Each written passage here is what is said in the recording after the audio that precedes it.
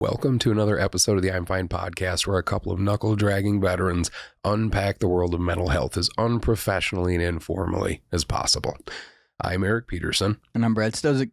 And today's episode is about compassion fatigue. We're going to talk about what compassion fatigue is, its symptoms, impact on mental health, strategies for resilience and recovery, and a few exercises you can do to be aware of your ability to have compassion towards yourself.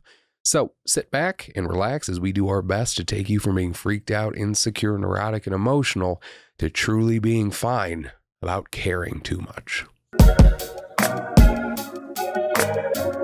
Welcome to the I'm F.I.N.E. podcast with your freaked out, insecure, neurotic, and emotional hosts, Eric Peterson and Brad Stosiek.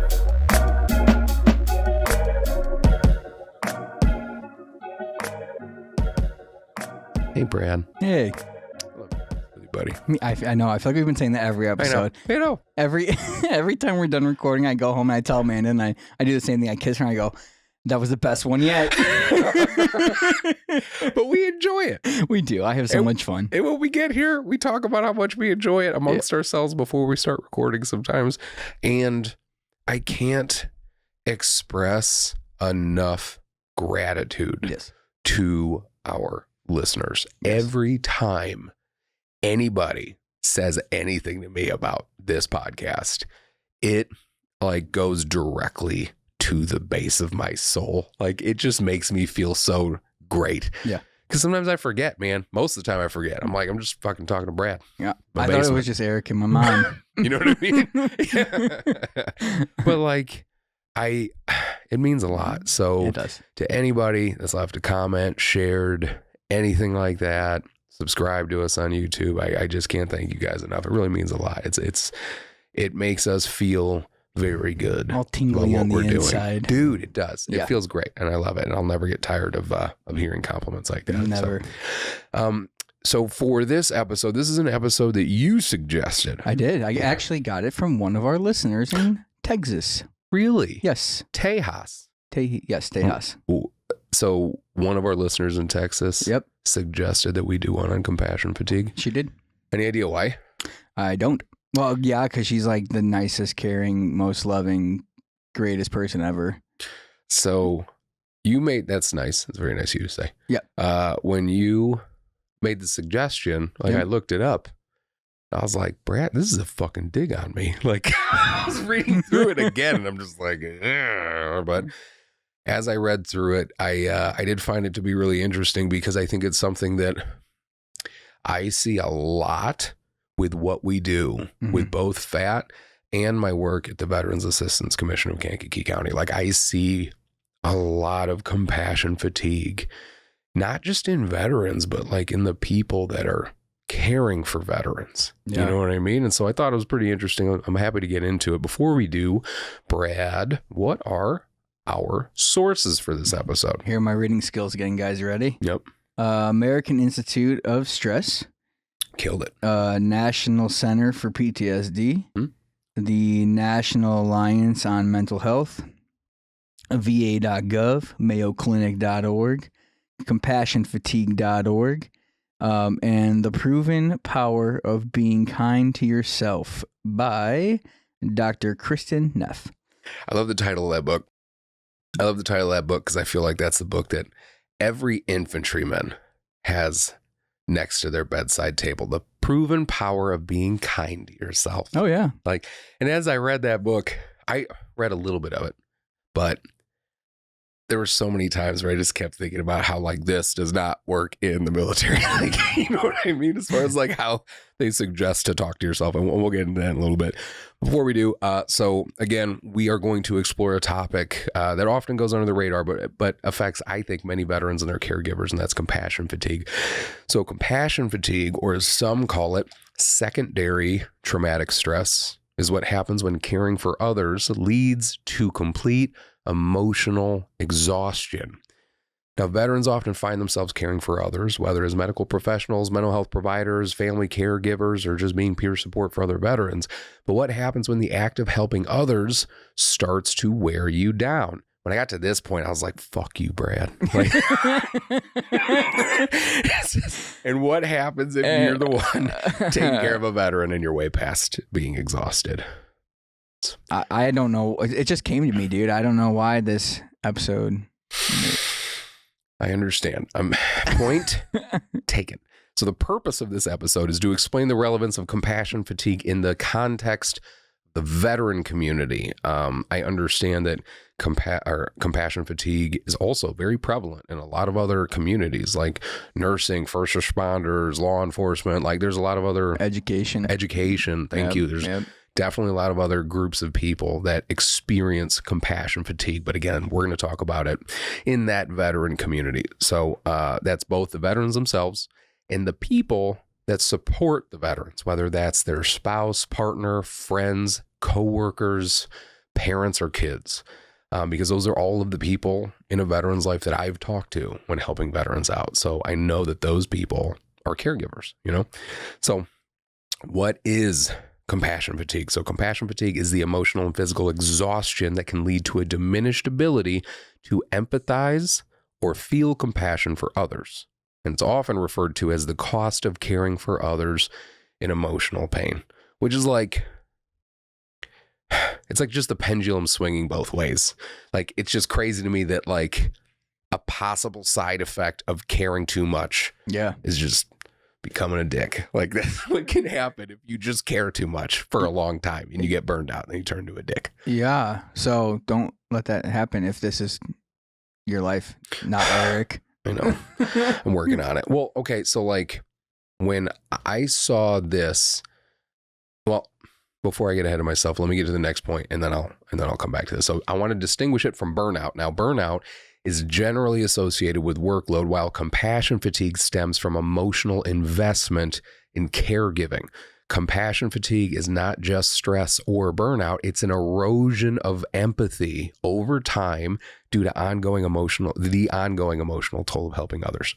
So when I worked on the ambulance, okay, again, I know I said in the veteran space, but like in this story, I remember that I was working on the ambulance with my partner and we got a call for a cardiac arrest, and it was at a nursing home. So we get to the nursing home and we get in there and the nurse is on the phone. I assume she's a nurse. She knew that we were there for a cardiac arrest. We came in there like, hey, we're here for a cardiac arrest, blah, blah, blah. And she looks at us with no compassion, no nothing. She's on the phone. She like puts her finger up. She's like chewing on gum, just like sitting there talking on the phone. And it was pretty clear that it wasn't like a super important conversation. And my partner got so pissed. He was walking with a bag. He just threw it down and walked outside to like kind of cool down. And initially I'd seen that at certain facilities. I'd see like a person that was just older. It seemed like they've been in healthcare for like a long time and they were just like burned out. I thought it was burnout, but really that's compassion fatigue, I think, right? From like caring so much, dealing with so much trauma for so long. You just can only do it for so long. And then the pendulum swings the other way. Yep. You know? Anyway, can you list some of the signs and symptoms of compassion fatigue? So they're going to be broken down into emotional symptoms, physical symptoms, and cognitive symptoms. Okay. So I'm going to start with emotional symptoms. Mm-hmm. There is numbness, detachment, and irritability. Detachment. That's a scary one. Yeah. Yeah, sorry, go on. Nope, you're good. Physical symptoms, fatigue, headaches, and insomnia. Okay. And cognitive symptoms, difficulty concentrating, pessimism and questioning the meaning of life or work, feeling hopeless, withdrawal from loved ones. Yay. all such great things. Yes. So if you great things are essentially Ebenezer Scrooge, yes, you might have compassion fatigue. All those are pretty terrible. Numbness, detachment, irritability, fatigue, headaches, insomnia, difficulty concentrating, pessimism, questioning the meaning of life or work. Yeah. Feeling hopeless, withdrawal from loved ones. Like, ugh. Do you think, like, have you experienced any of those symptoms with compassion fatigue, or is there anybody in your life that you think's experienced, like you've witnessed that in anybody else?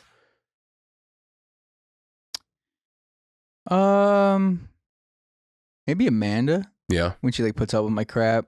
Yeah. Or I think it's cool. Like I think she just does it out of respect for me because she doesn't see me as like a disability. Yeah. But I think the amount of driving to hospitals back and forth and staying the night and being with young kids, and I think she had exhaustion fatigue from that. Yeah. And normal fatigue.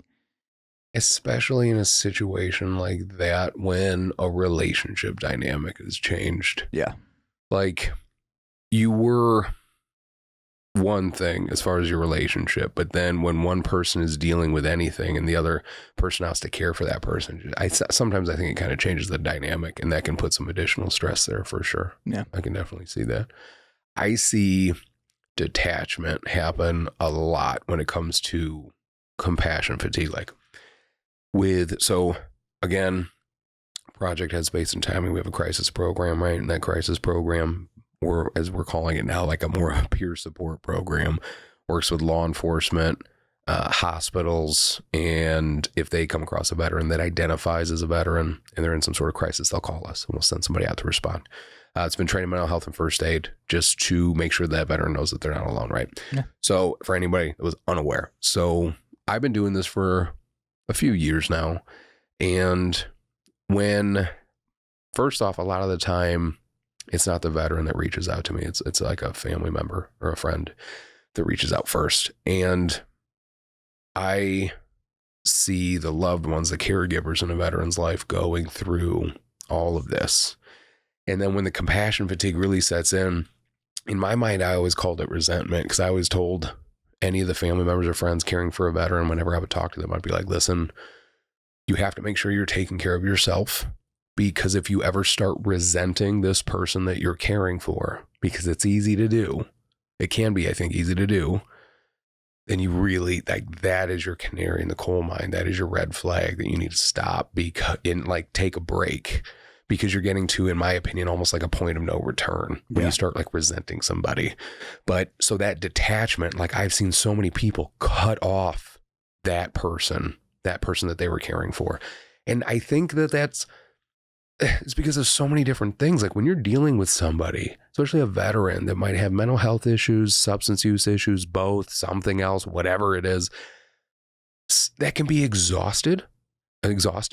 And it's not like a movie. It's not like that Superman reaching his hand out and then stopping a piano from falling on a woman with a dog, a split second, boom, I saved you, fly away. This could take years. This could take a super long time. It might not have a solution. It could go a billion different ways. You're going to give this veteran so much advice, so much support, so much love. And sometimes their addiction or their issue or whatever is just so strong that you can't pierce it with all of the unconditional love and support you have. And then at a certain point, you're just like, this person must hate me. This person doesn't care. This person doesn't understand how hard I'm trying, how much I'm doing for this, for them, to try to help and support them. They don't understand. And they just detach. And that is scary. Oh, yeah. You know what I mean? So I see that one. That one bothers me the most, I think. Numbness and irritability. I think numbness is one of the ones you start to see first, because it's you're dealing with, you're caring for somebody, and it's like a traumatic situation. And the first way to make it not as traumatic for yourself is to numb yourself, right? Sure. You have to numb yourself, because you're not trying to deal with that pain. You don't want to deal with that pain anymore. So you start going numb. And I think it's one of the easiest things to do. I think detachment's one of the harder things to do. Yeah. Fatigue, headaches, insomnia, sure. That's a side effect like fucking everything. But yeah, I mean, insomnia I get because your mind's racing and stuff. Yep. And then so the cognitive symptom side of things, difficulty concentrating, again, that's with everything. But the pessimism I see and the questioning the meaning of life, I really do see. Yeah. Especially when it's parents that are the caregivers for a veteran. Like, and if it's like a younger veteran, because I'm dealing with that with a few cases right now with parents, and the parents are the ones that are like trying to give that veteran help, and they talk to me about it, and you can hear the pain in their voice because they're just questioning everything because they're at their wit's end. They don't know what else to do. They're getting right up to that point of detachment where they're just like, I can't do this with my son or my daughter. I can't do this anymore. I don't know what to do. And they just completely detach. So, I mean, I see those. Rough. I see those quite a bit. How do you think being in the military influenced your approach to caregiving? I think it enhanced it by like 25 billion. Yeah. In the sense that like, I don't care about me as long as everybody around me is taken care of. And that's good and bad. That's good initially, right? That's selflessness. But again, that selflessness can lead to compassion fatigue because you're constantly just doing stuff for other people. Yeah. I know a lot of people that are, in my opinion, in compassion fatigue, current, present company included. Like I see a lot of other people that are, I feel like in that too. And they're all the type of people that care and do everything for everybody else. Mm-hmm. And I think that especially in the military, on the military side, the veteran side, it's a perfect storm for compassion fatigue, in my opinion. Yeah, because that's what they prepare you for. It's what they train you for. Yes. Take care of your brothers and sisters. Don't worry about yourself. Are they taken care of? Exactly. Yeah. Like it's grit your teeth and bear it. Like deal with it. Like suck it up, rub dirt on it. You know what I mean? Like that's the mentality that is mentally and physically just punched into your head when you're in boot camp. Always. It's that all mentality. Day. And then it's how you will be, or like selfless service in the Army, one of the core values. Like you would do anything for your brothers and sisters. Yeah. You do anything for them. You would die for them. You would kill for them. Whatever it took, you will put yourself in harm's way for your brothers and your sisters. Yep. And so that combination right there equals compassion fatigue. Like, right? Yeah. Like it's, if you don't give a shit about yourself and you only give a shit about everybody else, it's going to come back to bite you in the ass. Eventually. It's a pretty good chance. So I think it's just a very bad situation for veterans that aren't being cognizant and aware of something like this. Veterans as caregivers. So many veterans serve in caregiving roles such as nurses, therapists, or in peer support, where they're working for other veterans. I think that veterans are natural caregivers, especially when supporting their brothers and sisters. But when it comes to care at the cost of their own well-being, compassion fatigue sets in. So an example, one of the first examples I really saw of this, well, I'm going to use one of the examples and I'll save the other one for later. But we were dealing with a veteran, and I'm going to use the name Charles. So Charles was a veteran who was dealing with significant substance use disorder with alcohol and some mental health stuff too. And he came into, and we had a group, and this veteran came into our group, and there's like 8 of us in this group. And that veteran, Charles, he was struggling so bad, and he was reaching out for help. And some people don't understand how exhausting and overwhelming that can be. And I watched Charles go through like 5 of our veterans, like one after the other, like drain them. You know what I mean? And I'm not saying anything negative about Charles or the veterans that he was talking to. It's just like, that is like, you were watching it. Like it's draining. It's exhausting. It can do that. And as a veteran, you will allow that to happen because it's your brother, sister, somebody you served with. Like, you're going to do whatever it takes to try to get them help. But then in the process, you don't realize that their addiction's so strong, they're not able to shake it. And you can't help them with that. Like, it can destroy you too. So that's such a scary thing. And thankfully, in our group, each veteran was able to kind of like pass it on to another veteran while still being like, still trying to be there and saying like, hey, we love you, but try talking to this other veteran right now. We're trying to share that burden, but it took a while, and I just watched that veteran move through so many other people. Combat experience. So, exposure to trauma and suffering in combat can also make veterans particularly empathetic, but this can also increase their risk for compassion fatigue. Veterans involved in advocacy, outreach, or peer counseling for other veterans with PTSD or injuries may find themselves emotionally drained. Felt like that one was kind of a dig too.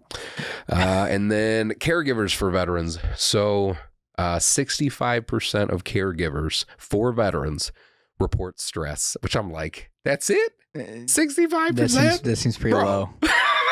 That's not bad. You know what I mean? Well, that's only 65 that report it. Also true. And maybe the VA doesn't understand sarcasm. Like, are you stressed? No, not at all. Yeah, I did think about that too. Like, based on that, it's probably at least, you can probably add another 20% on there. Easily. But yeah, like obviously caregivers for veterans reporting stress, depression, anxiety. I mean, yeah, it's exhausting. I responded to a crisis call for a Vietnam veteran recently, and the veteran was in a mental health facility, and I met with him. I talked with him for a while, and he was in there because he wanted to end it, wanted to kill himself. And we had like this really long, deep conversation, and in it, he shared some of what he saw in Vietnam that he'd never shared with like anybody because of the state that he was in. And mind you, he seemed, I know that I said he wanted to end it, but he had such like a laissez-faire approach to it. Like he wasn't like angry or depressed or whatever. He was just like, I'm just tired of this, man. I don't want to do this anymore. He was just like exhausted kind of thing. Yeah. But so he tells me the story about what he saw in Vietnam. And it's his story to tell. But after he told me that story, I understand better why a lot of Vietnam vets don't talk about it at all. Like it was a lot. And he cried. And after he told me that, like, one, what do you say to that? Like, hang in there? Be fucking positive? Like, no. I cried. He cried. I cried. I apologized that was his experience and told him, while I know there's nothing I can do, I'm going to sit here with you in this. I'm not going to leave you. I'm going to sit here with you, and we're going to fucking just keep talking until we can find our way out of this, at least feeling this way in this moment. You know what I mean? And we had a really good conversation. But it's like, oh, man, just from dealing with that one situation, dude, I left there that day. He had me fucked up for the whole weekend. I bet. Because all weekend I was just so like, I couldn't stop thinking about what he had talked to me about and the trauma that he went through and trying to imagine what it could possibly feel like being in that situation. Like I couldn't. And so, yeah, can you imagine working with veterans that are like dealing with trauma, like dealing with that type of trauma? I don't have that type of trauma. I don't know what hell is. That's the closest that I've ever heard in this real world to what the fuck hell is. You know what I'm saying? Like it's just, bleh. So yeah, I understand. And I think it's fairly easy to see why caregivers for veterans report those things. And that's why it's so important to look out for yourself, to take care of yourself, right? When I see family members and friends, what I see from family members and friends as far as like caring for veterans that might have issues is that I think I think some people try to be a caregiver for a veteran or anybody really, and they have that like savior mentality. They're like, I'm going to come in here and I'm going to turn this person's life around. It's going to be like a Lifetime movie. You know what I mean? Like busy businesswoman, like helps construction worker, like whatever it is. You know what I mean? Like it's going to be super easy and it's going to, and then everything's going to be great. But it's not about that. And I think especially as a caregiver, again, just in my limited opinion, you can't take that approach. You can't go into those situations thinking you're going to save anybody, because in my opinion, in this situation, that's not a thing that you can do. Nobody can save anybody else from these types of things. Like, you have to save yourself for the most part, I think. And so because of that, I'm able to set boundaries for myself and understand that, like, as far as my philosophy, stoicism, controlling what you can control, I'm like, I understand that I don't control you as a person, and I'm not here to be a savior. I'm not here to be a hero. I'm not here to do that. I'm here to be your mentor. I'm here to be your friend. I'm here for you. I'm here to be your support. But, you know, I can cheer you on. I can try to give you lessons. I can try to teach. I can try to give you the tools that you need to do the work, but I can't make you do the work because I don't have any control over that. And then if you don't do the work, I'm going to feel bad about it. Like, I should have done more. Digging myself into this deeper compassion fatigue hole. Like, it's just not fair. You know what I mean?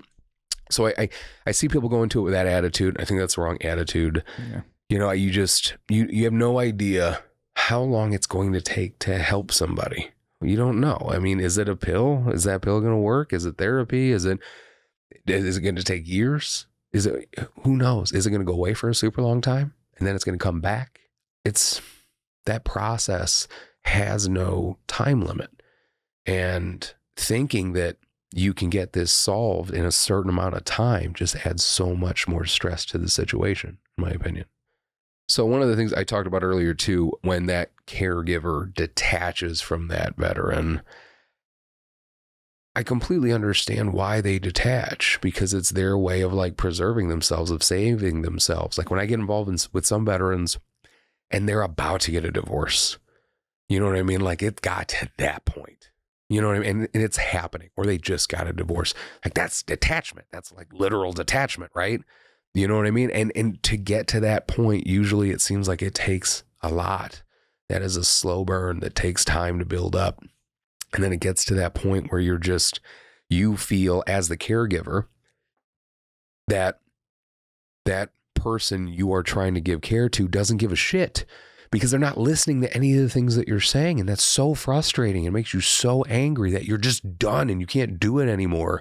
And you don't understand why they're not listening. And so that's just frustrating you even more. Like all of it just starts to stack on and irritate you more and more and more and more. So I completely understand why that's such an issue for a lot of caregivers for veterans.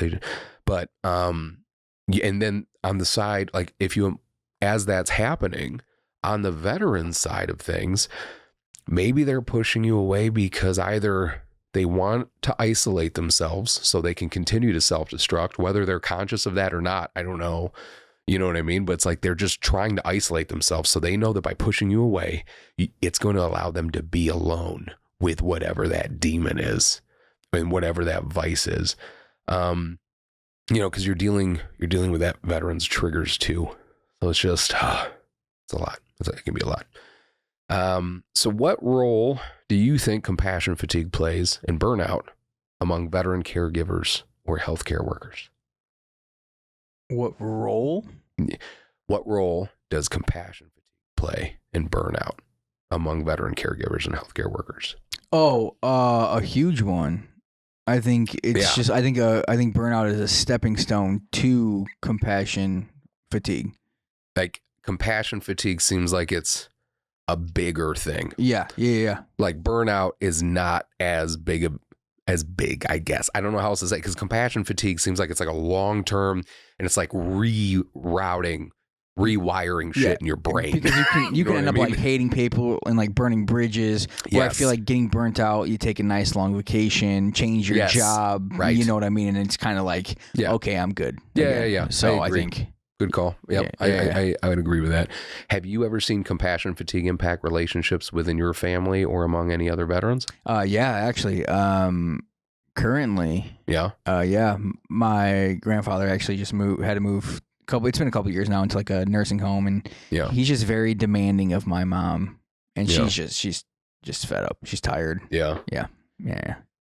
Like I saw compassion fatigue in my dad caring for my mom when my mom was on hospice care. So my mom, she was diagnosed with a rare and aggressive form of adenocarcinoma and was put under hospice care at my home. That was provided by Uplifted Care, who did a phenomenal job. It's one of those jobs that my respect for jumped up about, I don't know, 1,000,000,000% after going through all that. And again, like I talked about earlier about like dynamic shift in a relationship. Like I went from my dad and my mom being partners, and then it went to my dad providing 24/7 care to her because she couldn't move. She couldn't get out of her chair. And like, I saw the compassion fatigue, and I could tell it was still compassionate in a way. Cause like my dad was getting so irritated and irritable because anytime my mom had to go to the bathroom, you know, we had to deal with it. And I went over there every day, but my dad was there all the time. So like after a while, he was just like, you could tell he was just tired. He was doing his best, but everything came from a place of love. Like he never said anything to try to make her feel bad. Like it wasn't like jabbing attacks, but it was just like they were both exhausted, like fighting with each other about dumb shit. And so then I told my dad, like, and I guess this is a little bit of the difference, like you said, with burnout and compassion fatigue, because granted, this was only for a few months as opposed to what some people have gone through for years. But I told my dad, go to the cabins for a few days. Mom's okay right now. Like, I will take care of her. I'll stay over here. You go to the cabins. So my dad was like, all right, cool. Like, and he went up to the cabins. He came back and he was like, he was back when he got back. You know what I mean? He just needed like a couple of days just fishing and being alone with his fucking thoughts. Yeah. You know what I mean? Yep. So yeah, it's just, I've seen it impact in that way too. Let me see. So I'm trying to think if I've ever, so like, obviously I deal with crisis situations, a lot. And the first one that had the most effect on me was a Marine buddy of mine who was going through pretty bad addiction, some mental health stuff. It was like a whole thing. And I was working with him for a long time, and his family, because when you're working with a veteran that's in that type of spot, you have to be in contact with somebody in the family because they're seeing a side of it too. You guys got to know what's going on. So I was like constantly talking to some of his family members and stuff. And it was getting so stressful because the issues were so severe. And he would call me on like almost every night, every other night for like a long time. And he was hallucinating, and it was scary. And he would call me to tell me about it. And I would like just let him talk everything out for a while. And I would ask some questions to see if I thought I could bring him back down to like here. But depending on those answers, sometimes I could, sometimes I couldn't, but I would just talk with him for a while. And I got so exhausted that I was using caffeine to medicate because of how tired I was. That's when I started and developed that unhealthy caffeine addiction. I had to wear a heart monitor because I was developing arrhythmias, and I developed a rash all over my body. Like, I literally developed a rash all over my body because of how stressed out I was.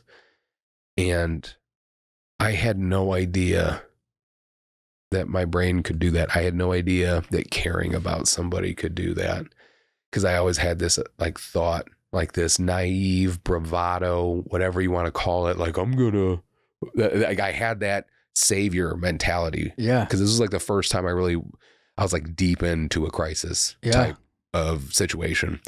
And I couldn't let it go. And I made it very personal. And it didn't help that I worked with him overseas too. So like, I was like, nah, man, like I'm going to wrestle this motherfucker to the ground and not let go type of thing. And I really feel like it could have killed me. Like, I bet it was getting really rough for a while. So I don't know how I wasn't more aware of compassion fatigue. I knew what burnout was. I just was never super familiar with this until you suggested it. So I was pretty thankful that you and your friend did. Well, shout out to Schuler. Whoop, whoop. So the impact of compassion fatigue on mental health. So obviously it has an emotional toll because it can lead to depression, anxiety, irritability. It can exacerbate PTSD or trauma-related conditions. It can have an effect on your relationships, Compassion fatigue can affect personal relationships, causing emotional withdrawal, lack of interest, or conflict. And then workplace consequences. Veterans and caregiving professions might find that their work suffers with decreased productivity, cynicism, or feeling ineffective. So a lot of those are similar to the symptoms, but if you don't have it when you develop it, you could definitely develop it after you got it. So, but you do need to know that there are some coping strategies. So as far as coping strategies for compassion fatigue, one of them, self-awareness. So recognizing the early signs of compassion fatigue is key to preventing its escalation. You did your jaw drop intentionally. So that was like a smile. I smiled. We got to normalize checking in on ourselves as much as we do checking in on other people. Why do you think being self-aware is so hard? I think it's hard initially. That's why. And we kind of were having this conversation the other night. But Yeah.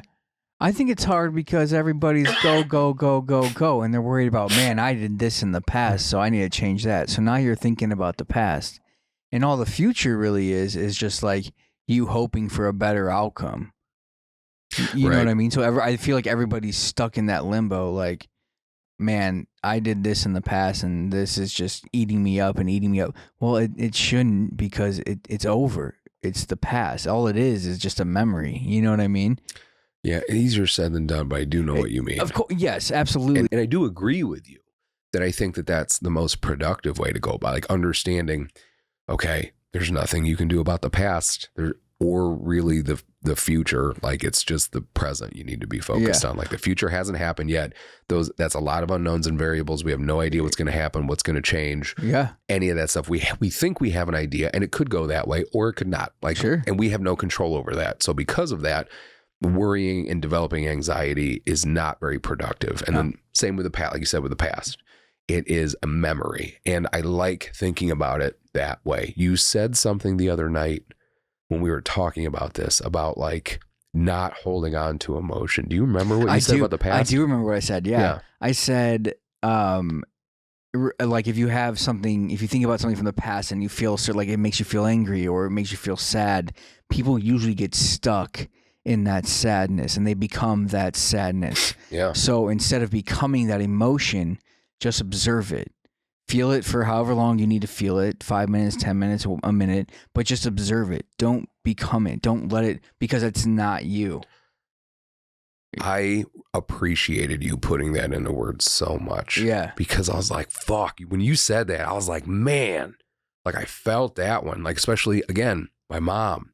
I think about her, and obviously my instinct is to get super sad, right? Absolutely. And I do, and I go down there for a second. But in that moment, I'm aware that I'm not letting it consume me, even though I'm sad. I know that I'm not letting it consume me right there. And you know what I'm saying? And that's good, because people they'll think something, and they'll just, like, it's hard not to. I used to, for example, I would think of my dad, turn on sad music, cry and cry some more, and it would just be a whole day of me not getting off the couch. I would eat my feelings, dude. It's like I said, just like a domino effect. Yeah, like I said, just observe that, like, because you're human, you're gonna feel emotions, right? Observe it, notice it, but don't let it become you. Yeah, kind of like you're looking at like a painting or something. It's like you're just, like you said, you're looking at that moment and understanding that it's real, validating yourself, saying like it's okay. But like, I don't need to let it consume me. So I loved the way that you said that. Yeah, thank you.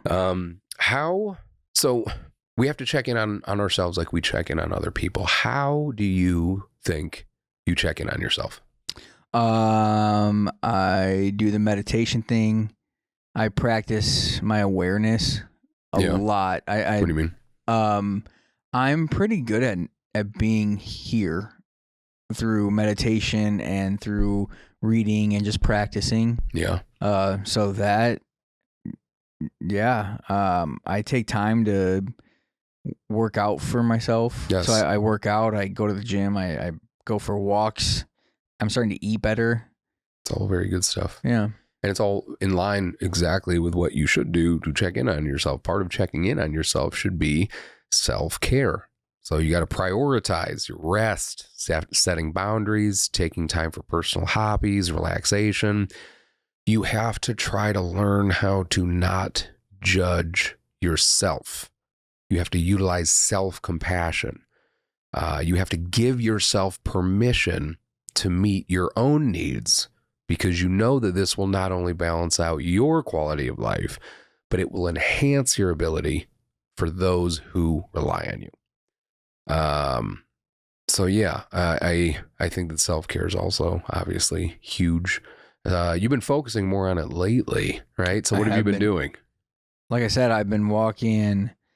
I'll walk anywhere, minimum like 9 miles, but then I'll go anywhere to like a half marathon. Yeah. Nice. And then I'll go to the gym. So I'll work out 45 minutes. It's called 75 hard.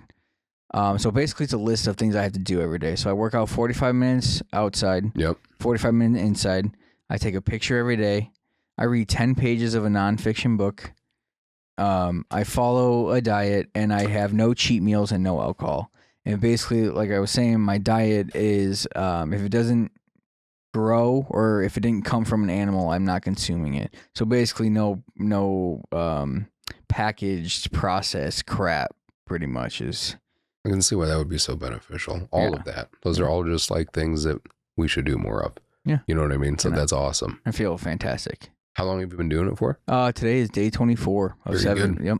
And how long does it take? Like 21 days typically to get a habit to stick? Yep. Good for you, buddy. Thank you. That's awesome, man. Thank you. So yeah, focusing on self-care, extremely important. If you think the compassion fatigue becomes overwhelming, you may need to seek counseling or therapy. Also totally fine. There's cognitive behavioral therapy, CBT, mindfulness practices specifically for compassion fatigue. There's plenty of stuff out there that you could talk to your treatment provider about. You can also connect with others who have experienced compassion fatigue at like peer support groups. You can be a part of a peer support group, especially one designed for veterans. I don't know, like maybe Project is one. Like we got one. Ours is pretty solid. It's just good to feel like you're not alone. Yep. You know, and so definitely, if you are in the Kankakee County area, come check out our peer support groups. We have a 7:00 on Mondays. It gets a little rowdy sometimes. We have a Friday at noon, and then we have a Wednesday at 6. And if you want the locations, please just check out our website, projectheadspaceandtiming.org. 2 are in Kankakee and one's in Bradley, but I don't know the addresses. So those peer support groups, again, are always a great place. Like you notice that, again, as far as how to deal with like some shit, peer support is always an option. Like it's always one of the answers that's recommended. Like, because it just feels good to know you're not alone. Because there's a lot of times that you can't fix something. You can't fix an issue in somebody else or whatever the case may be, or you have a problem that you're dealing with and there's nothing that anybody else can do to fix it for you. But just to know that you're not alone with it, super helpful. I mean, it's helpful. Sometimes it's the only piece I think that you're going to get in certain situations. Now, research suggests that caregivers who have been trained in self-compassion are less likely to experience compassion fatigue because they have the skills needed to avoid getting overly stressed or burned out when interacting with their patients. So we are going to use some exercises to see how we are doing in the self-compassion department. We did not rehearse this. All right. No, I have no idea what this is. So, first exercises. How do you typically react to yourself? So I'm going to ask you some questions and I want you to think about this and then answer it. Okay. Okay.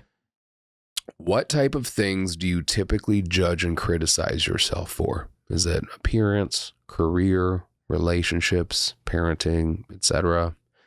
Is there any things that you typically judge and criticize yourself for? Usually appearance and parenting. Yeah. Appearance and parenting. Definitely for me too. Yeah. Yeah. Parenting, it's like, because when your kid does something bad. Appearance, not so much to like the outside world, but appearance to like my family and what my kids think of me. And I could give two shits about everybody else. Yeah. But that's what I mean by appearance. Because like I'll go out in basketball shorts and like, you know what I'm saying? Like I don't care. I do and I don't. Well, you're also like a public. Well, it's just who I am. Like part of me does not care what anybody thinks. Like for example, with appearance, when I'm bringing my kids to daycare in the morning, my wife, if she's going to bring the kids to daycare, which takes 2 minutes, she's going to take a shower, makeup, hair, like she's going to go through the whole thing. I will put on pants, flip-flops. I'm going. I don't care what I look like. I'm wearing the shirt that I went to bed in. I get it. I don't care. I'm tired. I work hard. Listen, like I'm not doing all that shit. Like it is what it is. There are those moments that I don't care. But then I also do have moments where I am very self-conscious. Sure. And I gotta like get myself out of that. So it's one thing that I think I judge a little harshly. I judge myself pretty harshly on sometimes. So that's the first question. Second one. What type of language do you use with yourself when you notice some flaw or make a mistake? Do you insult yourself or do you take a more kind and understanding tone? This is when I thought about the military. Like, the first thing I do is call myself a dumbass. Like, I'm not like. So I used to do like, oh, way to go. You're being a piece of shit. Like you're being a turd. Yeah. Now I'm more of like, hey man, it's okay. Cause you're on your journey. You're learning, you're growing, and it's all right. Dude, I'm telling you, I've just been shit to myself. Yeah. I don't know. What? No, that's great that you do that. I'm like, in my head, I'm like, I know 4 fat guys and I'm 5 of them. Like that's how I talk to myself in my head. Like anytime I make a mistake, I'm just, even though wonderful parents, you know what I mean? Yeah. Like loving parents. I don't know if that's the military or what. If I just do something wrong, I'm just like, I'm such an idiot. Like, you know what I mean? It's hard for me not to jump down my own throat. I think it is because if you screw up in the military, that can be like your promotion, which means more money, which means like rank. So I think you might be right, dude. Or someone's life. Or someone's life. You know what I mean? Like, it's just, there are some mistakes that you can't afford to make. Yeah. You know? And so, whenever I make a mistake, especially a dumb one, and then you start to feel shame and guilt and anger and depression and anxiety, and like all of a sudden you're just like drowning under this wave of negative fucking emotional bullshit. Like bro, relax. You just forgot my nuggets. Right? Like it's not that serious. Yeah. And it will be over stuff like that. Oh yeah. Like I've talked about it before I've had like a weird interaction with somebody in public because I'm just socially awkward sometimes because I'm a person. I don't know. But I will think about it forever. Yeah. I remember how much I ruined like my 7th grade dance dates night. And I still think about that to this day. Like I think about that because it was like 2 hours of me apologizing to this girl. I was just like, I'm sorry. Like I was apologizing to her for no reason. It's like 7th or 8th grade. I still think about that shit. So working on it. Poor guy. I know. I was the stereotypical Asian. It was hard to be an Asian in the early 90s because everybody's like, all right, like a little Asian kid. Everybody's like, all right, you're either the dude from Goonies or you're the dude from Indiana Jones. And they might have been the same dude. I think they were the same dude. That's not a racist thing. I think they might have been the same guy. It was hard. It's hard, man. So I was always down on myself. And that's also probably why some of my self-talk is so negative. Probably. You know what I mean? But then I developed a fucked up sense of humor. Oh, yeah. Combated that. And now it just makes me laugh, even if I'm shitty to myself. So I think I created a Mr. Burns situation. Do you remember that episode of The Simpsons where the doctor was trying to explain why Mr. Burns wouldn't die? And he took all those like little rubber toys and put them into a doorway and showed how they couldn't get through the doorway because they were all like stuck on each other. Yeah. Like that's why in my head, it's like my negative self-talk fighting my fucked up sense of humor and they're balancing each other out perfectly with a little help from caffeine. That's hilarious. Keeps everything at homeostasis. If you are highly self-critical, how does this make you feel inside? I already shared how it makes me feel. How does it make you feel? If I'm self-critical? If you're highly self-critical, but you're not, I guess. No, this question doesn't pertain to you. I guess I used to, though. I would feel pretty worthless. Yeah, it makes you feel like shit. Yeah, it makes you feel pretty. Even if you do make a joke about it, you're like, man, I'm so fat. And like, still lay off the food, Lord ass. Yeah. Right. Yeah. At the end of it, there's that little bit of aw. Like it makes you feel a little sadness. Like, sadness at the end of that. Yeah, right. Yeah. It's like if you're highly self-critical, it's usually not associated with like super positive feelings. Yeah. what are the consequences of you being so hard on yourself? Does it make you feel more motivated, or does it tend to make you feel discouraged and depressed? Me personally, yes. or you personally. I think it makes me feel more depressed. I think it depends on the situation. Yeah.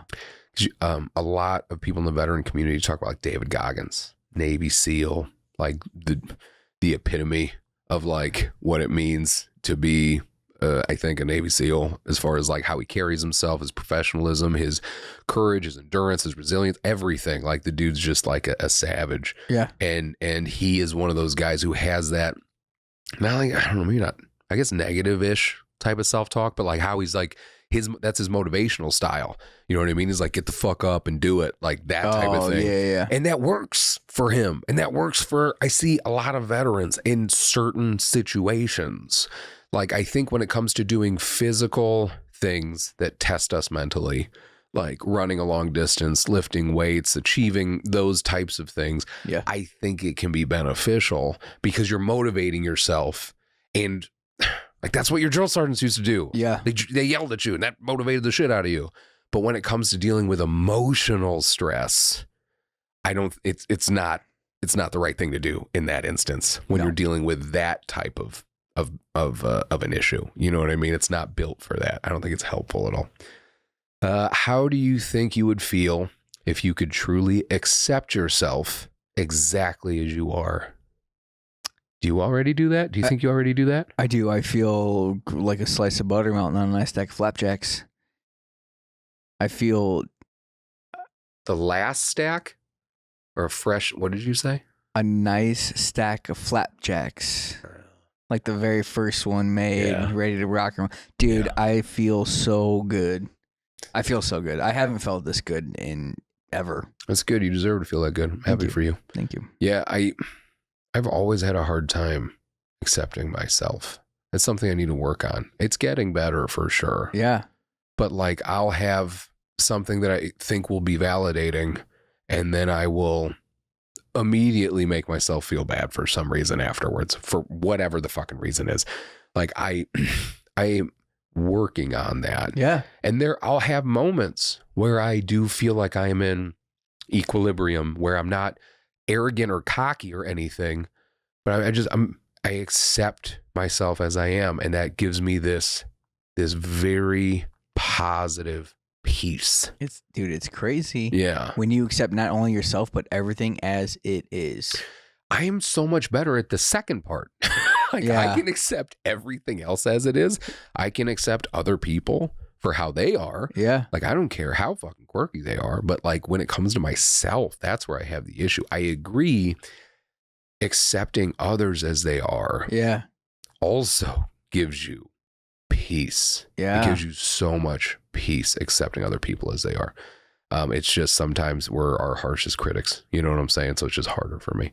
So that was the first exercise of questions. I like that.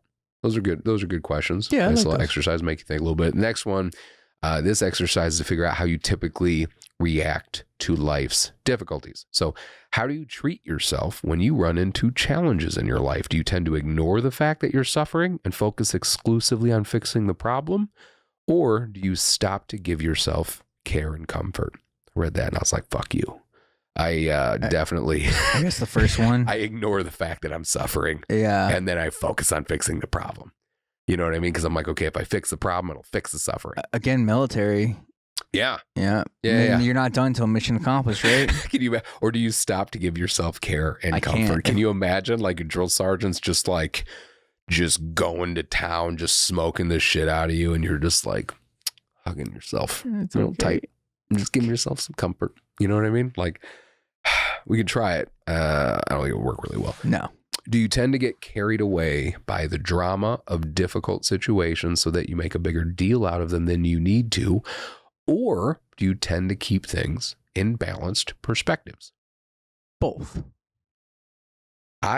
With this one, I feel like I tend to keep things in a balanced perspective. I typically don't get carried away by drama, I don't think. You think you're a little bit of both? No, I think the only thing I get really carried away by is like my mind will sometimes create scenarios that are like fucking crazy. Yeah, that's true. I do that sometimes, like making a bigger deal out of something than that's you need really to. Yeah. Nothing. Yeah. Yeah. I mean, everybody's guilty of that, I think. Yeah. I think predominantly more oftentimes than not now, yeah, I am able to keep things in balanced perspective. But well then, yeah.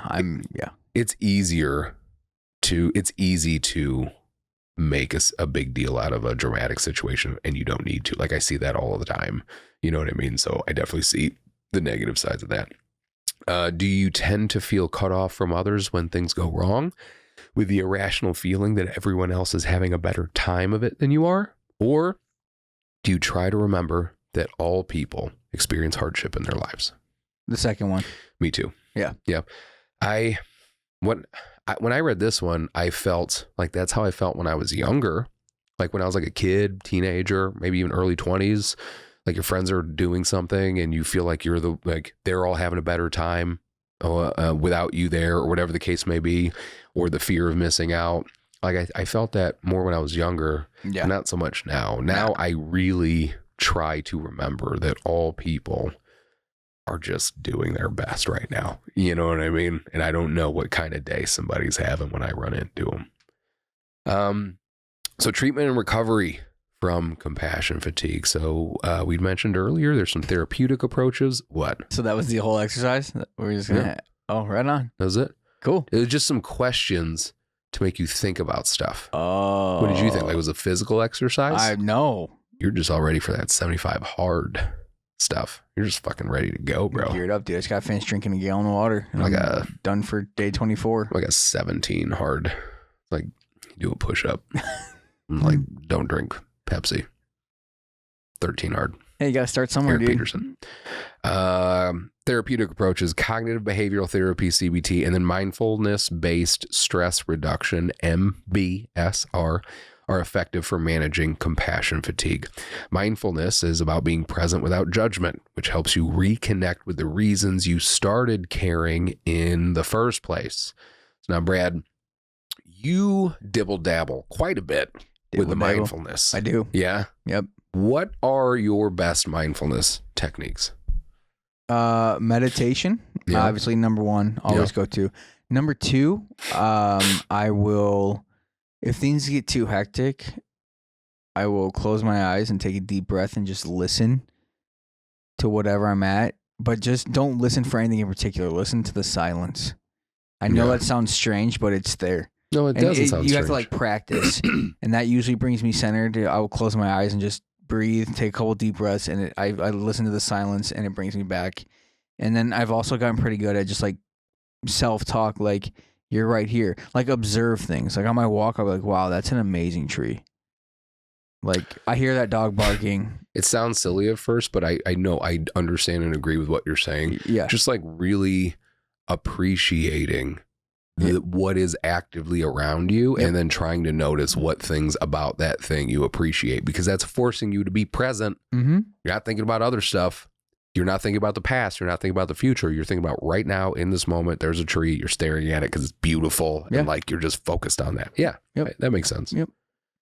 I think being able to be mindful with my family, like, I love being mindful on my own, going out into to the park and stuff like that. But my favorite moments are like when I'm just laying down on the couch with the kids and my wife watching a movie or whatever, or one of my kids asks me to either read them a bedtime story or to lay with them until they fall asleep. Yeah. In those moments, like my kids, the other night, my night ended in the best way because both of my youngest, Cece, asked me if I could put her to bed and lay with her until she fell asleep. And I was like, okay. And she wanted a bedtime story. So I read her bedtime story, laid with her. She fell asleep, got up. Lily was still up. Lily asked me if I could do the same thing. So I got to do it a second time. I was like, and afterwards I was like, this is the fucking best night ever. Yeah. As far as dad stuff is concerned. Yeah. Because as I'm laying there staring, and this is never meant to sound creepy, but I know other parents do it too. Like when your kid's sleeping, you're just like staring in awe. Oh, yeah, you know what I mean? You're like, oh my God, I can't believe that's my child. I'm just laying there and Cece's falling asleep and I'm waiting in that moment. And I'm like, this is one of those moments where if I just want it to be done, right? Like, oh, I want to get downstairs and I want to go watch TV, or I want to go play on my phone right now. I just want this moment to be over. Like, that's how you miss out on all that stuff. Yeah. You know what I mean? So I'm just like sitting there thinking, this is a beautiful moment. I am super thankful to have this moment. I'm just going to sit here in this moment for a while until it's time to move on. And I just sat there until she was snoring. And then I was like, okay.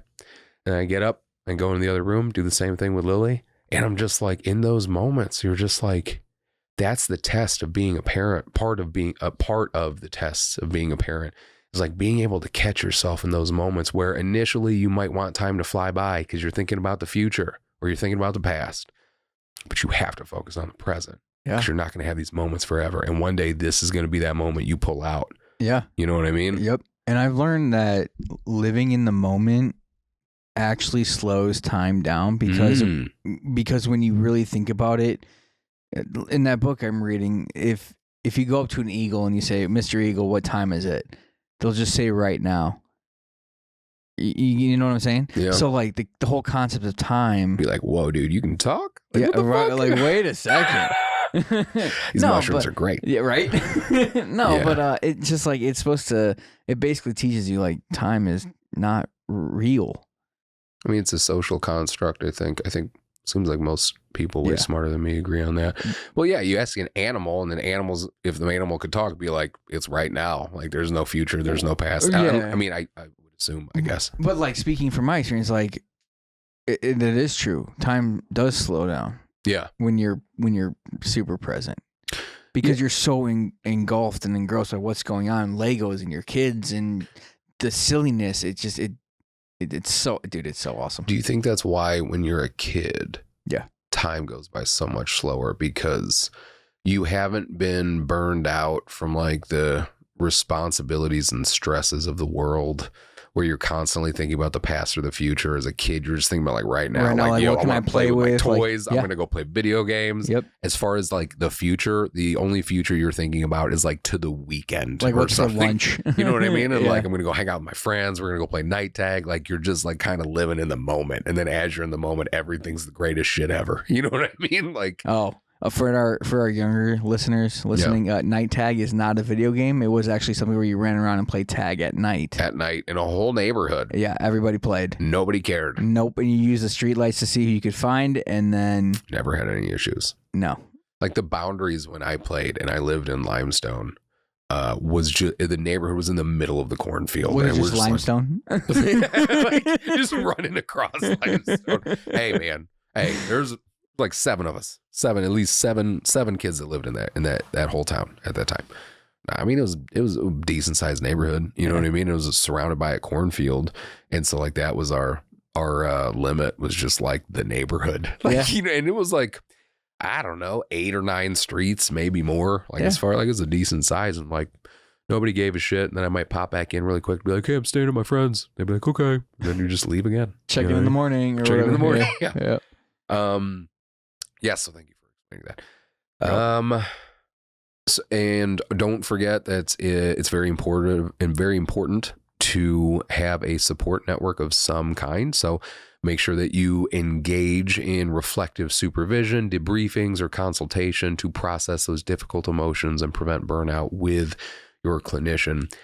Debriefings, super important, I think. Way more important than we really think about when we go through a traumatic situation. Because when we go through anything traumatic, and this isn't just veterans, but it's like us, everybody, people. It's like we're just on to the next thing. You know what I mean? We're like, we move on relatively quickly. Like you think about the most traumatic thing that you went through, whether it's loss of your vision, loss of your father, like loss of my mother, all that stuff. You know, you like the next day, same day, Netflix, you know what I mean? You're just like, it's weird. It is, you know what I mean? And you don't even process it. I feel like sometimes you just try to move on to the next thing. You go to work, you go to school, you do this. You have to kind of have a debriefing after you go through a traumatic situation to kind of bring you back a little bit. Like to just ask yourself, okay, what did I just go through? How does that make me feel right now? Is there anything I can do about that? Like, when I'll go through traumatic things, or I'm caring for a vet and it's a very traumatic situation. Like, I will have a debriefing with myself, or if there's other veteran advocate responders involved with FAT, we will have a debriefing.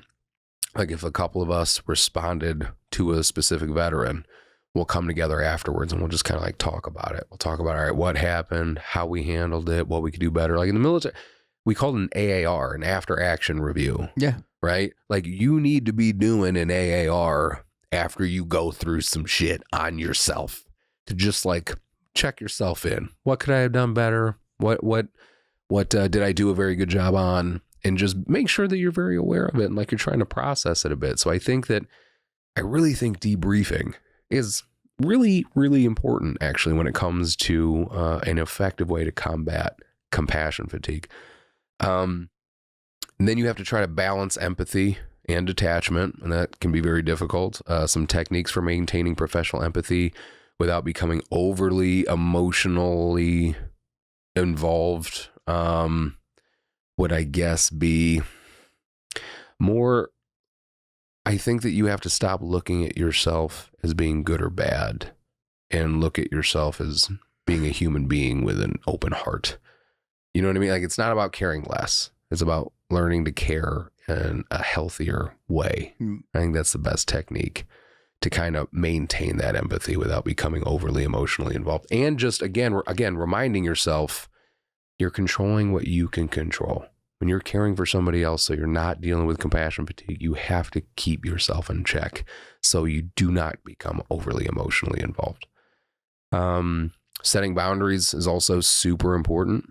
So establishing clear emotional and time boundaries to protect mental health while continuing to provide care. I mean, and you know, we kind of did a debriefing after your first crisis call. We did do a debriefing. Now that I think about it. Remember? We did.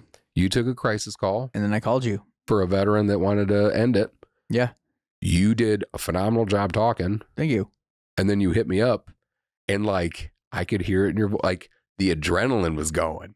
You know what I mean? Because it's like, it's a stressful situation. Well, because I was expecting like, it was like, I was expecting like a test call to see if we would answer. And I was like, hello. And they're like, hello. It's just the FAT dispatcher. I'm like, whoa, yes, this is real. Yeah. I'm like, holy crap. This is happening, guys. This is happening. Man. Yeah. Yeah. And again, there's a part of that that's enticing. Yeah. Where you're like, man, I like that high stress environment a bit, you know, reminds you of the military, whatever.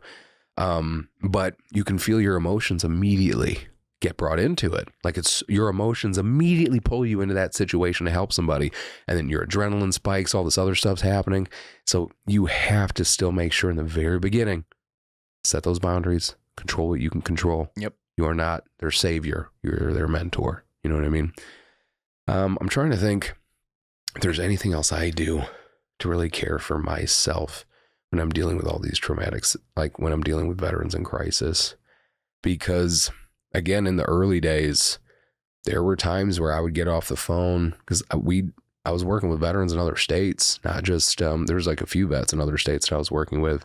And we almost had a suicide by cop situation where a veteran made his girlfriend put a gun to his head. He wasn't in this state. He was in states away. And she obviously couldn't pull the trigger, and he was on meds. Alcohol did not interact well with the meds, and he had a lot of other stuff going on. And so the girlfriend took off, freaking out, calls me. I'm talking to her, making sure she's okay, trying to calm her down. And then I call the veteran. I'm talking to the veteran, trying to calm him down. He's talking about ending it. I'm trying to keep him on the phone. A little bit before this, I called we were in this group chat because he posted it up initially in one of a closed group on Facebook, the veteran that was going to end it. And one of the Marine buddy of mine who lived like a couple hours away from this veteran said, hey dude, I can run out there with another guy and we'll snag him up. And I'm like, cool, I'll try to keep him on the phone. So I'm talking to him for a couple hours. I needed to talk to him for a couple hours because the Marines were 2 hours away. And I got him on the phone for about an hour. And he was drugged up, drunk, fucked up. He was also a cop, and his partner got killed in front of him. And he is drunk just telling me like the play-by-play of the night his partner got killed. And like all of these other traumatic things. And he's just like letting it all out. And I'm like letting him talk. And when he got off the phone with me, because he was hanging up because he was fucked up. So he hung up on me and I couldn't get him back on the phone. At that point, I had to call 911 and get them to go do a well check or something on him because he was threatening to kill himself. Cops get there, and the first cop that got there was kind of like escalating the situation. And she was being very aggressive and wanting to call SWAT in and all this other stuff. And I understand it from her perspective, but like, in my opinion, that's what he wanted. He just tried to make somebody else kill him. You know what I'm saying? And then the second cop that got there was also a veteran. And our guys got there a little after, because they were hauling ass. Yeah. Got there a little after that second cop got there. They talked to the cop, the veteran cop. Veteran cop said, if you guys think you can get him, go get him. And the two Marines went in there, got him, and brought him out. And got him to the VA. And after that call was done, my wife walked into the garage and I just started crying. You know what I mean? Like, I was like, the whole thing. It was just exhausting. And there was a lot of other stuff that also happened, but I'm trying to give the abridged version. Sure. You know what I mean? So like, I was not doing really well at dealing with it all before, but now I try to have better boundaries. I have a lot more people around me now, which is just such a beautiful feeling. Like when we're sending vets out to a call now and like 2 veterans are going, and then there's another one that checks in on the vet the next day. It's like, it's not me. I have other people now that are helping me, and that motivates me. I'm seeing a lot of the progress of our work. That makes me feel very good. Some of the veterans that we've helped on the crisis side are now helping us help other veterans on the crisis side. Yeah. That's fucking amazing. That's super cool. And I'm also, like I said, I'm just trying to be more compassionate towards myself. So that's happening. That's helping a lot too. So last exercise. This is about directing loving kindness towards our suffering. Yay, suffering. So, if you're grappling with self-judgment, or if you find yourself in the midst of difficult or stressful times, see if you can take 15 to 20 minutes out of your day to cultivate feelings of loving kindness and compassion for yourself. To start this practice, sit in a quiet, comfortable place where you won't be disturbed, or maybe take a solitary walk in a quiet spot or a place that you love. Take a few deep breaths to settle into your body and into the present moment. You are right here, right now. First, gently get in touch with the source of your suffering. Are you feeling scared, lonely, angry, worthless, frustrated? See if you can just be with the emotion or emotions as they are, just like you said earlier, without doing too much thinking about the storyline driving the emotions, like what you did, what they did, what he said, what she said, whatever. Whatever you're feeling is okay. All visitors are welcome. There's no need to cling to anything or to push it away. Now, see if you can sense the emotions in your body. Let's say you feel sad. What does sadness feel like? Is there dullness, a pulling sensation at the corner of your eyes, tenseness between your eyebrows, and so on? By locating emotions in your body, it's easier to feel them without getting lost in thought, and instead being with your present moment and experience it as it is. Now, place your hand on your heart. Do it, Brad. Place your hand on your heart and set your intention to offer yourself kindness, understanding, and compassion for the suffering you're experiencing right now. Remember, what you're feeling is an integral part of the human experience. You're not alone in your suffering. Now repeat the following phrases to yourself, softly and gently. May I be safe. Yeah, fucking repeat it to yourself. I'm repeating in my head. Yeah. Oh, sorry. Okay. Did you repeat it to yourself? Yeah. Yeah. Good. May I be peaceful. May I be kind to myself. May I accept myself as I am. May I accept my life as it is. Keep repeating the phrases, refreshing their emotional content by either getting in touch with the painful emotions in your body or else feeling the gentle and comforting pressure of your hand on your heart. When you notice that your mind has wandered, return to the phrases or to experience the emotions in your body or to the feeling of your hand on your heart and start again. If you're overwhelmed with emotion, you can always return to your breathing as a way of soothing and calming yourself. Then when you're comfortable, return to those phrases. Finally, take a few breaths and just be still for a few moments. If the feeling of compassion is arising for you, allow yourself to savor this feeling. If few or no feelings of compassion are arising, this is the equally beautiful truth of the present moment. Allow yourself to savor your goodwill and intention to care for yourself. This is what matters the most. And when you're ready, slowly resume your normal activities, knowing that you can return to the phrases anytime you wish. I appreciate you keep putting your hand back on your heart. Doing it. I was waiting for you to finish, and I was going to go, I do. They say with liberty and justice for all. No, dude, that is that's awesome, because I used a technique when I would meditate where I got hypnotized to do this. I would touch my finger to my thumb. Yeah. And it would take me to this sense of calmness, this sense of just like this over sense of just like a wave of just calm. Yeah. And then, like I said in an earlier podcast, I would just say the same things over and over again. So I totally agree with the hand over the heart and saying, and see, it's positive reinforcement. It's positive. It all comes back to being here and love yourself. That's what it all comes back to. Yeah. You're directing loving kindness towards yourself. Yeah. Like, we just need to start yelling that at people more. Yeah. When you direct loving kindness to yourself. Do you love you? Yeah. Just be super aggressive about it. Dumbass. You stupid son of a bitch. Like, start loving you. Start loving yourself, you dumb shit. Like that. Yeah. Yeah. I like that. Start loving yourself, you dumb shit. There you go. That should be on a t-shirt. I mean, that's a nice exercise. I like that. I understood that. And a recent study by Richie Davidson and colleagues confirms the power of loving kindness. So researchers trained a group of people to do that loving kindness meditation for 30 minutes a day for 2 weeks. As a point of comparison, they trained another group of people to think more constructively about difficult situations in their lives. So in other words, they taught one group to change their hearts. They taught the other group to change their heads. Only the loving kindness group showed significant increases in self-compassion.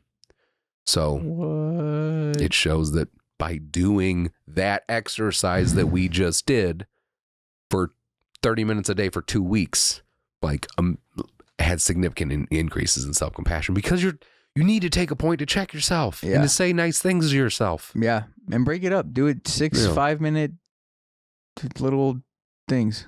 Love yourself, you dumbass. You love yourself, dumbass.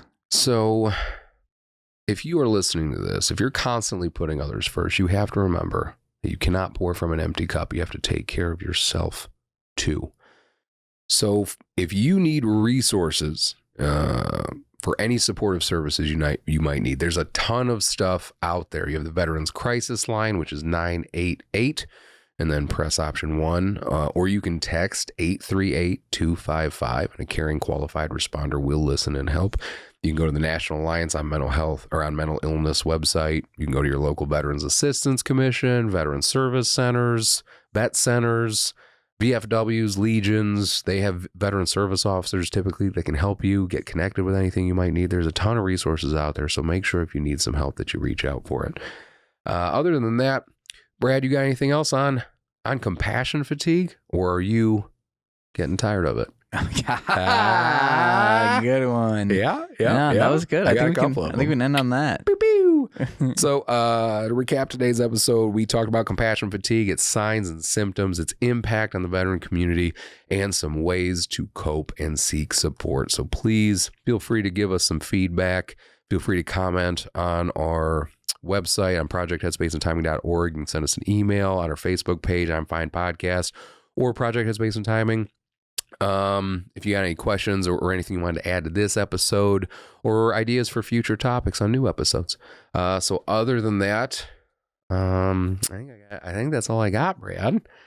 172nd best podcast in Cambodia, bro. Best mental health podcast. Yes. Feels good. Always feels good. Always does, I love doing man. this with you, buddy. I guess I'm going to end it with this in the words of O'Shea Jackson. You got to check yourself before you wreck yourself. Thanks for tuning in, guys.